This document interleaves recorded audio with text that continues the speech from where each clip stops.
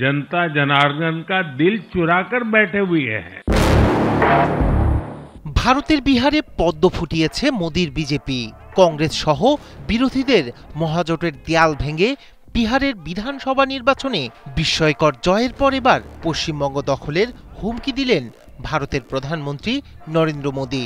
ক্ষমতাসীন বিজেপি নেতৃত্বাধীন এনডিএ জোটের বিশাল জয়ের পর শুক্রবার রাতে দিল্লিতে বিজেপির সদর দপ্তরে বিজয় উৎসবের ভাষণে এই স্পষ্ট বার্তা দেন তিনি। বিশ্লেষকরা বলছেন, বিহার বিজয় বিজেপিকে 2026-এর বিধানসভা নির্বাচনের জন্য মনোবল দিয়েছে। মোদির বক্তৃতা তারই প্রমাণ। তবে নরেন্দ্র মোদির এই মন্তব্যে কড়া প্রতিক্রিয়া জানিয়েছে পশ্চিমবঙ্গের শাসক দল তৃণমূল কংগ্রেস। বাংলার মানুষ বিজেপির স্বপ্নকে দুঃস্বপ্নে পরিণত করবে বলে সতর্ক করেন দলের মুখপাত্র কুণাল ঘোষ।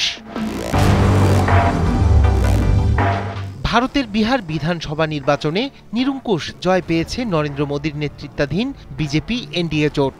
243 আসনের বিধানসভায় 202টিতে জয়ী হয়ে ক্ষমতা ধরে রাখল তারা।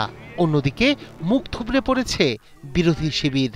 মাত্র 35টি আসনে জয়লাভ করে তারা বিহারের নির্বাচনী ইতিহাসের অন্যতম খারাপ ফলের সাক্ষী হল।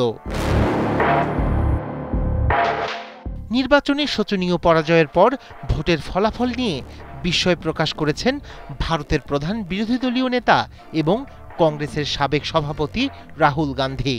এর আগে বিভিন্ন নির্বাচনে বিজেপির ভোট কারচুপি নিয়ে তথ্যভিত্তিক প্রমাণ দিয়েছিলেন রাহুল। তবে এনডিটিভির প্রতিবেদন অনুযায়ী বিহারের নির্বাচন নিয়ে কারচুপির প্রমাণ দিতে না পারলেও নির্বাচনের সুষ্ঠুতা নিয়ে প্রশ্ন তুলেছেন তিনি। অন্যদিকে জয়ের উচ্ছ্বাসে মেতেছে গেরুয়া শিবির তথা এনডিএ জোটের সমর্থকরা।